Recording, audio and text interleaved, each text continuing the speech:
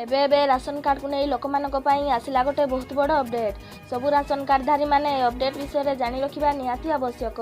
सरकार कले बड़ परिवर्तन राशन कार्ड को नहीं कौन आसी अपडेट जानापी भिडियोटी शेष पर्यंत देखूँ। ता पूर्व भिडियोटी लाइक कमेंट शेयर कर सब्सक्राइब करने को भूलें। जदि आपण राशन कार्ड धारक तेज यह खबर आपण विशेष हो पारे। वर्तमान मागणा राशन बंटन व्यवस्था रे किछि परिवर्तन करा जाइछि। राशन कार्डधारी को डीलर मानकर देउथुवा गहम एवं चाउल विभिन्न भिन्न जगार बंटन करा जाउछि। वर्तमान राशन दुकान गुड़िकर बंटन समय ह्रास होबार अभियोग मध्य आसीथिला। एहा परे एहाकु नियंत्रण करा जाइछि। एहा खाद्यर कला मार्केटिंग को मध्य ह्रास करिवो। राशन कार्डधारी माने मध्य विक्रेतांक ठारू पुनः राशन पाई पारिबे।